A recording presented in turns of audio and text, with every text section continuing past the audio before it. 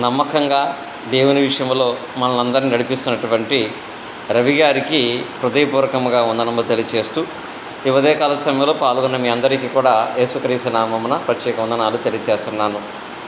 సహోదరులు, ఎన్నో మంచి ఆలోచనలు చేస్తూ దేవుని వాక్య ధ్యానములలో మనం అర్థం చేసుకోవటానికి, ఆసక్తిగా నేర్చుకోవటానికి కొన్ని క్రమాలు ఏర్పాటు చేస్తున్నారు. అలాగే సహోదరులు అనౌన్స్ చేసిన విధంగా ఈ రోజు నుంచి మాట్లాడేటువంటి ప్రతి ఒక్కరూ కూడా బైబిల్లో ఉన్నటువంటి భక్తులను గురించి, వ్యక్తులను గురించి ఒక్కొక్కరుగా మనము ధ్యానించుకుందామని సహోదరులు తెలియపరిచారు. బైబిల్లో ఉన్న వ్యక్తులు మరియు భక్తులు గురించినటువంటి పాఠాలు. ఇలా బైబిల్లో ఉన్నటువంటి వ్యక్తుల గురించి మాట్లాడాలంటే కొందరు ప్రారంభంలో భక్తులుగా ఉన్నారు, చివరిలో భ్రష్టులుగా మారిపోయారు. ఎలాగంటే పాత నిబంధనలో సౌలులాగా. అలాగే కొందరు ప్రారంభంలో భ్రష్టులుగా ఉన్నారు, చివరిలో భక్తులుగా మారారు. ఉదాహరణకి క్రొత్త నిబంధనలో పౌలులాగా. అలాగే ఈరోజు కూడా బైబిల్లో ఉన్నటువంటి మొదటి వ్యక్తిని గురించి కొద్ది నిమిషాలు దేవుని వాక్య భాగంలో నుంచి మనం ధ్యానించుకుందాము. బైబిల్లో ఉన్నటువంటి మొదటి వ్యక్తి, దేవుడు నిర్మించినటువంటి మొదటి వ్యక్తి ఎవరు అనంటే ఆదాము. ఈ ఆదామును గురించినటువంటి విషయాలను మనం ధ్యానించుకున్నట్లయితే, ఆదాము అనగా నరుడు లేక ఎర్రనివాడు అని అర్థం. ఆదాము అంటే నరుడు లేక ఎర్రనివాడని అర్థం. ఈ ఆదాము బ్రతికిన కాలం 930 సంవత్సరాలు.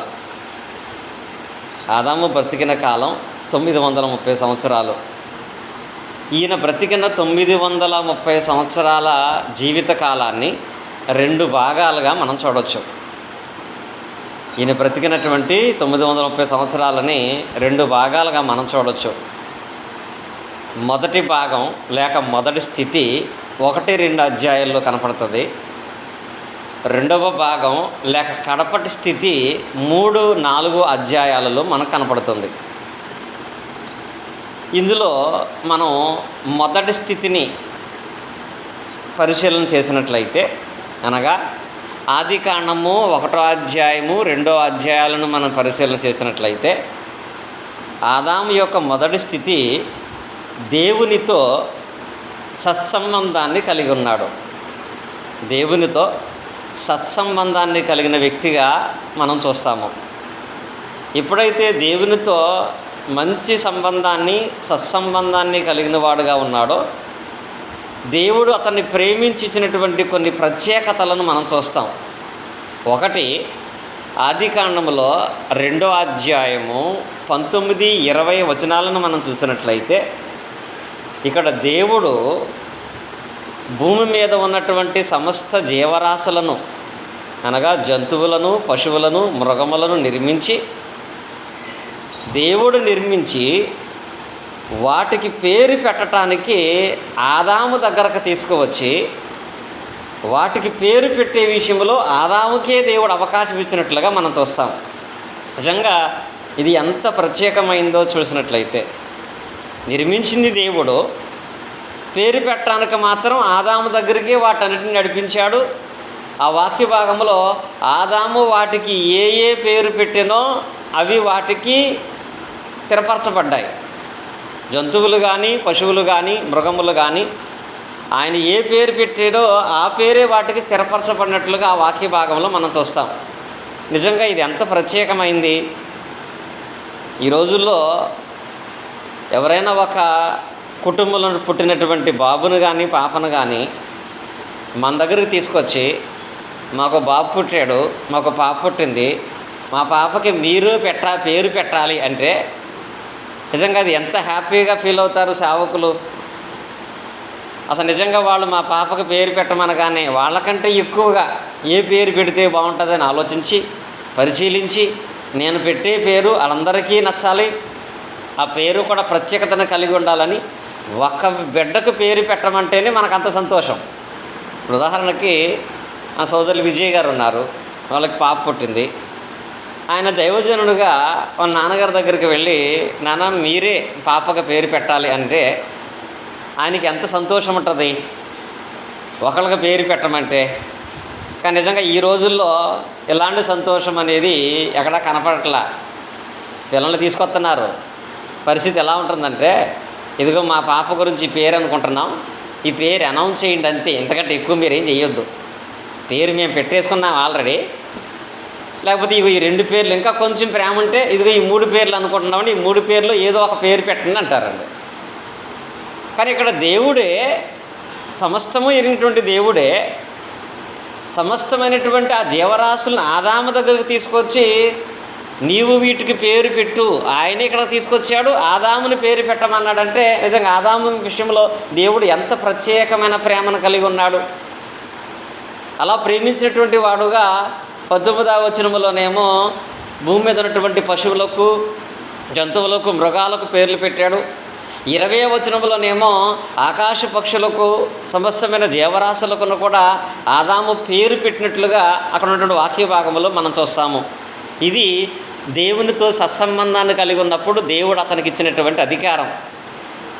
ఆదికాండం 1:28-29లో కూడా మీరు ఫలించి అభివృద్ధి పొంది భూమిని నిండించండి, ఈ భూమిని మీరు ఏలండి అని కూడా దేవుడు ఆదాముకి అధికారం ఇచ్చినట్లుగా మనం చూస్తాము.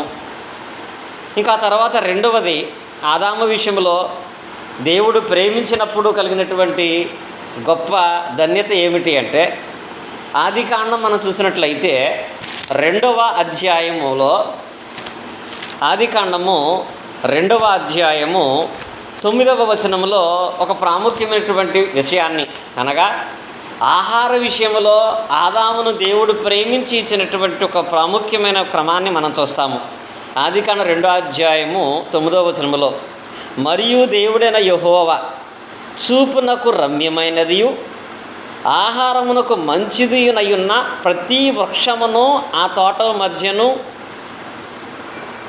జీవవృక్షమును మంచి చెడులు తెలియవచ్చు వృక్షమును నేల నుండి మొలిపించనని మాట రాయబడింది. ఈ వచనాన్ని మీరు ఆలోచించారా? దేవుడు ఆదాముకి ఆహారం ఇచ్చినప్పుడు కూడా మంచి చెట్లు తెలివినిచ్చే వృక్షఫలమే అందంగా చేయలేదండి. అక్కడ అంటాడు, అక్కడ దేవుడు ఆదామును సృష్టించినప్పుడు అతనికి ఇచ్చే ఆహారాన్ని ఎలా చేశాడంటే, ఒకటి చూపునకు రమ్యమైందంట, అంటే తినటానికి దేవుడిచ్చినటువంటి ప్రతి ఆహారము చూడటానికి అందంగా ఉండేలా చేశాడు. రెండవది, తినటానికి మంచిదిగా చేశాడు. తినే ఆహారం 2 రకాలుగా కూడా ఉండాలి కదండి. ఒకటి చూడటానికి నచ్చాలి, 2 తింటే ఆరోగ్యంగా ఉండాలి. దేవుడు ఆహారం ఇచ్చినప్పుడు తినటానికి ఆరోగ్యంగా ఉంటే చాలే, ఏదో ఒకటి నువ్వు తినమని చెప్పలేదండి. ప్రతి వృక్షాన్ని, ప్రతి వృక్ష ఫలాన్ని కూడా దేవుడు ఆదాము తినటానికి ప్రయత్నించే ముందు అసలు ముందు చూడటానికి ఆదాముకు నచ్చాలి. అంటే ముందు ఫలాలు చూడటానికి అందంగా చేశాడు. నిజంగా ఈ రోజుల్లో కూడా అన్ని ఫలాలు ఒకే కలర్లో ఉంటే, అన్ని ద్రాక్ష పళ్ళులాగా నల్లగా ఉంటే తినటానికి ఇష్టపడతామా? యాపిల్ ఎంత చక్కగా ఉంటుంది, జామకాయ కలర్ ఎలా ఉంటుంది, మామిడికాయ కలర్ ఎలా ఉంటుంది అంటే వాటి కలర్ని బట్టి మనం ఇష్టపడతాం వాటిని. ఆదాము కూడా ఆహార విషయంలో ఏదో తిని బ్రతుకు అని చెప్పి అన్నీ ఒక రకంగా చేయలేదంట. ఆదాము ఏం తినాలనుకుంటున్నాడో ముందు అది అతనికి నచ్చాలి, అందుకే చూపునకు రమ్యమైంది చేశాడు. రెండవది, ఆయన ఏదైతే తింటున్నాడో అది అతనికి మంచి ఆహారముగా ఉండాలి అని చెప్పి మంచిదిగాను చూపునకు రమ్యమైనదిగానటువంటి ఆహారముగా ప్రతి వృక్ష ఫలాన్ని చేశాడు.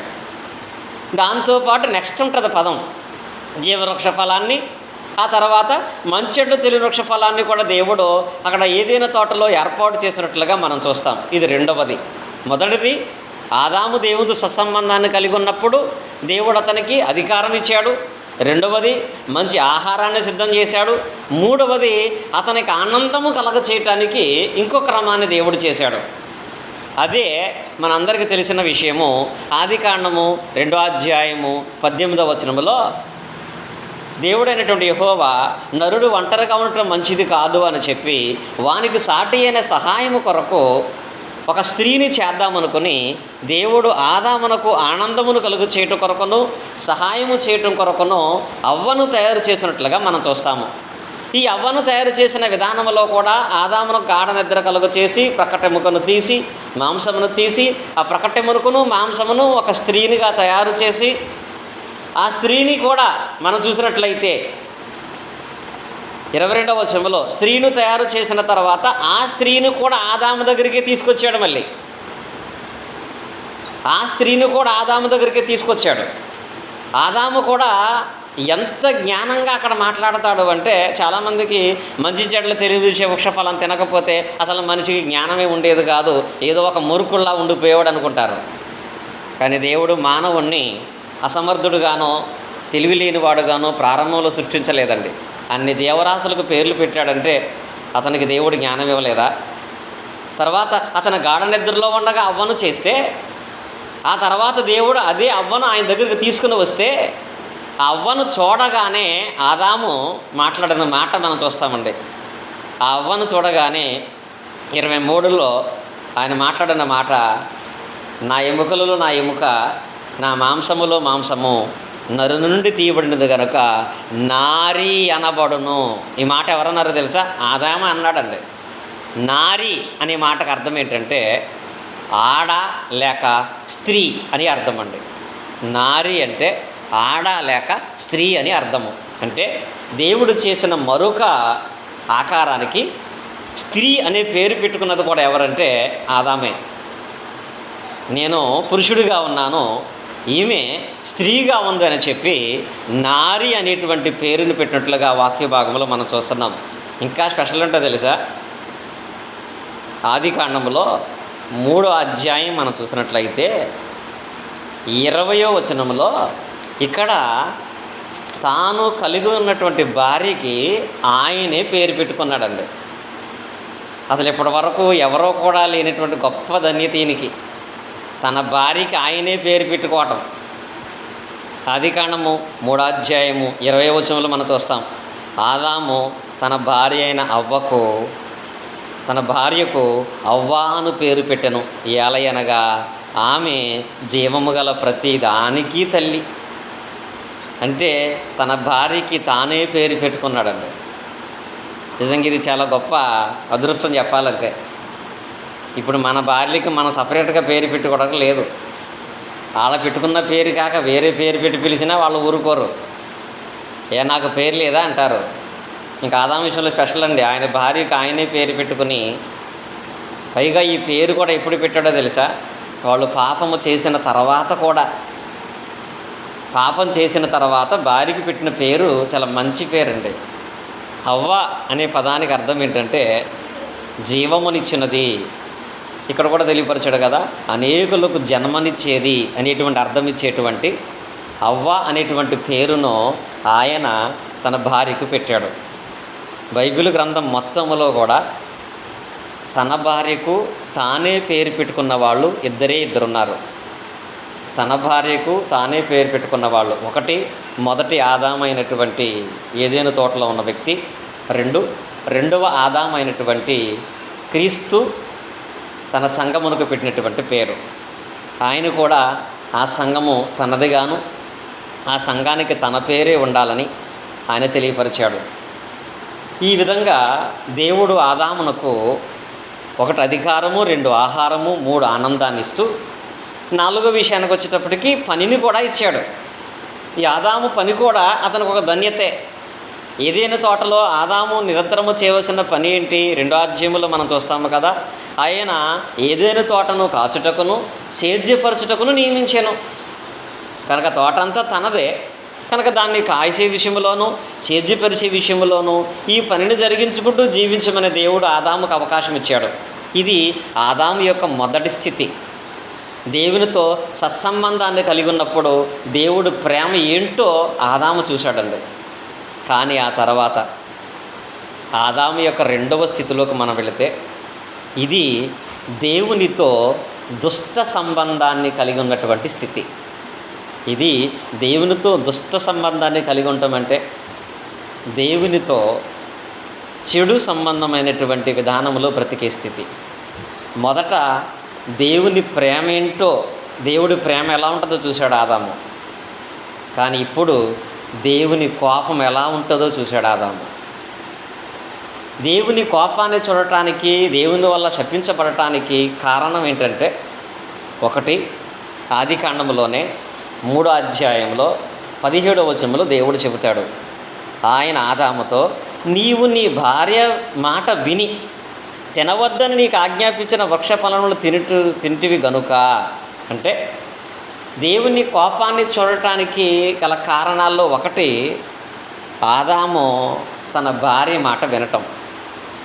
ఇలా చెప్పటం కాదండి, అంటే భార్య మాట వినకూడదా, భార్య మాట వింటే తప్ప అని అంటే, ఇక్కడ ఆదాము తన భార్య మాట వినటం తప్పు కాదు, కానీ తన భార్య చెప్పినటువంటి చెడ్డ మాట, భార్య చెప్పిన చెడ్డ పని చేయటం తప్పు. ఇది ఆలోచించగలిగే స్థితిలో ఆదాము ఉండలేకపోయాడు. జీవరాశులంటికి పేరు పెట్టాడు, స్త్రీని తీసుకురాగానే తాను ఎలా నిర్మించబడిందో చెప్పాడు, ఆమె స్త్రీ అని పేరు పెట్టాడు, ఆదాముకి అవ్వకు పేరు పెట్టగలిగే జ్ఞానాన్ని కలిగి ఉన్నాడు. కానీ తన భార్య వచ్చి దేవుడు తినవద్దని చెప్పిన పండు తినమని చెప్పినప్పుడు ఆమె మాట వినకుండా, దాన్ని ఖండించకుండా ఉండలేని పరిస్థితుల్లో ఉంటాన్ని బట్టి ఆదాము 2వ స్థితిలోకి పడిపోయాడు. దేవుని కోపాన్ని చూశాడు, దేవుని వల్ల శాపగ్రస్తుడు అయిపోయినట్లుగా మనం చూస్తున్నాం. నిజమే, నేటి దినాలలో కూడా భర్తగా ఉన్నటువంటి వాళ్ళు భార్య మాట వినటం తప్పు కాదు, కానీ భార్యలు చెబుతున్నప్పుడు ఒక విషయం గ్రహించాలంటాడు.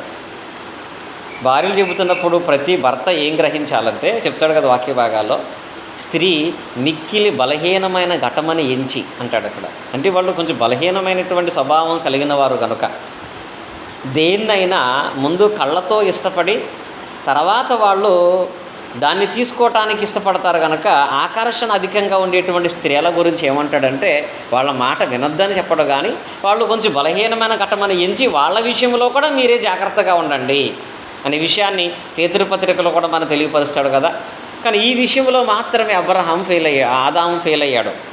తన భార్య మాట చెప్పినటువంటి దేవునికి వ్యతిరేకమైన మాట విని దేవునికి ఎదుట పాపము చేయటాన్ని బట్టి ఆదాము 2వ స్థితిలోనికి పడి దేవుని కోపానికి గురైనట్లుగా మనం చూస్తున్నాం. ఈయన మాత్రమే కదండి, బైబిల్లో చాలామంది, సొలొమోను చూడండి, అంత జ్ఞానం గలవాడైనా పతనమైపడగల కారణం తన భార్యల మాట విని దేవునికి వ్యతిరేకంగా చేసిన పాపమును బట్టే.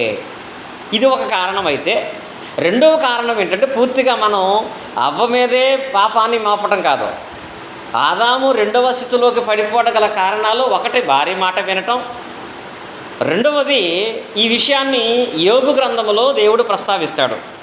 ఈ యోబు గ్రంథములోకి మనం వెళ్ళినట్లయితే 31వ అధ్యాయములటువంటి విషయాన్ని మనం చదువుకున్నట్లయితే, ఇక్కడ యోబు గ్రంథము 31వ అధ్యాయము 33వ వచనాన్ని 34వ వచనాన్ని కూడా మీరు రాసుకున్నట్లయితే, అక్కడ ఆదాము చేసినట్లు నా దోషమును దాచిపెట్టుకుని అనే పదం ఉంటుంది. అంటే ఆదాము చేసిన 2వ పొరపాటు ఏంటంటే, ఒకటి భార్య చెప్పిన మాట విన్నాడు, 2వది తాను చేసినటువంటి ఆ దోషాన్ని దాచిపెట్టే ప్రయత్నం చేశాడు. పాపం చేయటం ఒక ప్రమాదం అయితే, చేసిన పాపాన్ని ఒప్పుకోకపోవటం ఇంతకంటే ఎక్కువైనటువంటి ప్రమాదం. ఆదాము తన భార్య మాట వినటమే తప్పు అయితే, ఆ పండు తిన్న వెంటనే ఆదాముకి మీదకి శాపం రావాలి. కానీ దేవుడు వచ్చి మరలా వచ్చి ఆదాముతో డిస్కషన్ పెట్టాడంటే, ఆదాము విషయంలో దేవుడు ఏం కోరుకున్నాడంటే, తాను చేసిన పాపాన్ని ఒప్పుకునే స్వభావం ఆదాముకు ఉంటుందా అనే విషయంలో దేవుడు ఆలోచించాడు.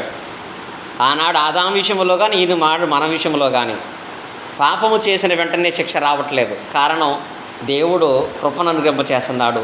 మనం చేసిన పాపాన్ని ఒప్పుకొని మారుమనసు పొందుతామనేటువంటి అవకాశాన్ని దేవుడు మనకిచ్చేటువంటి వాడుగా ఉంటున్నాడు. ఇది ఆదాము యొక్క 2వ స్థితిని మనం చూస్తున్నాము.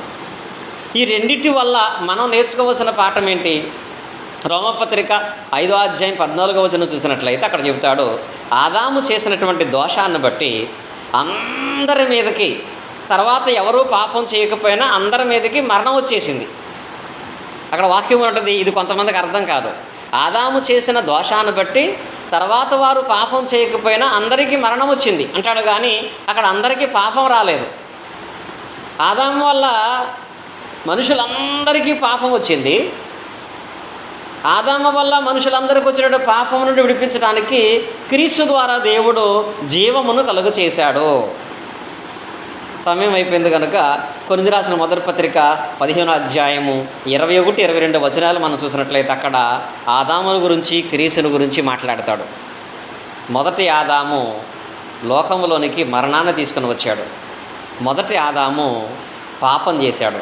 అలాగే ఆదాములాగా పాపం చేసిన వారందరూ, నా మాట చూడండి, ఆదాము వలె పాపం చేసిన వారందరూ, ఆదాము పాపాన్ని బట్టి కాదు, ఆదాములాగా పాపం చేసిన వారందరూ మరణానికి పాత్రులై ఉండగా రెండవ ఆదాముగా యేసుక్రీస్తు వారు వచ్చారు. ఆదామునందు అందరూ ఎలా మృతి పొందారో మరలా క్రీస్తునందు అందరూ పునరుద్ధరణ అవటానికి దేవుడు క్రీస్తును అనుగ్రహింప చేశాడు. కనుక ఇప్పుడు మనము కడపటి ఆదామైనటువంటి క్రీస్తునందు విశ్వాసంగా నడుచుకుంటూ క్రీస్తులో చేర్చబడటానికి బాప్తిసాన్ని పొంది క్రీస్తు సంఘమునందు సహవాసాన్ని సక్రమంగా కొనసాగించినట్లయితే మనము క్రీస్తునందు రెండవ ఆదాము ద్వారా పునరుద్ధానాన్ని చూడగలుగుతామని దేవుడు తన వాక్య భాగాల్లో మనకైతే తెలియపరిచాడు. కనుక వీటిని బట్టి ఆదాముకి ఎలాగైతే 2 భాగాలు ఉన్నాయో మన జీవితంలో కూడా ఉన్నాయి. నిజంగా నీ మొదటి భాగం ఆదాము కడపటి భాగం లాంటిదైతే పర్లేదు, కానీ ఇప్పుడున్న నీ రెండవ భాగం ఆదాము రెండవ భాగం అలాంటిదైతే చాలా ప్రమాదంలో మనం ఉన్నట్టే. కనుక పాపము చేసి ఉన్నామా, దాన్ని ఒప్పుకున్నాము, దేవుడు క్రీస్తు రక్తము ద్వారా మన ప్రతి పాపమును కడిగి మనలను పరిశుద్ధులుగా చేస్తాడు. దేవుడు ప్రేమిస్తే ఆ ప్రేమ ఎలా ఉంటుందో ఆదాము మొదటి లైఫ్లో చూసాం. దేవుడు ద్వేషిస్తే దాని పరిణామం ఎలా ఉంటుందో ఆదాము సెకండ్ భాగంలో మనం చూసాం. కనుక దేవుని కోపాన్ని కాక దేవుని ప్రేమను చూసి విశ్వాసంగా మనందరం నడుచుకుందాము. ఇటు అవకాశం మాకు ఇచ్చినటువంటి రవి గారికి హృదయపూర్వక వందనాలు తెలియజేస్తూ పాల్గొన్నటువంటి మీ అందరికీ కూడా యేసుక్రీస్తు నామమున హృదయపూర్వక వందనాలు తెలియజేస్తున్నాను. చక్కటి సందేశాన్ని మనకు వినిపించినటువంటి రాజ్కుమార్ గారికి ప్రత్యేకంగా వందనాలు తెలియజేస్తున్నాం.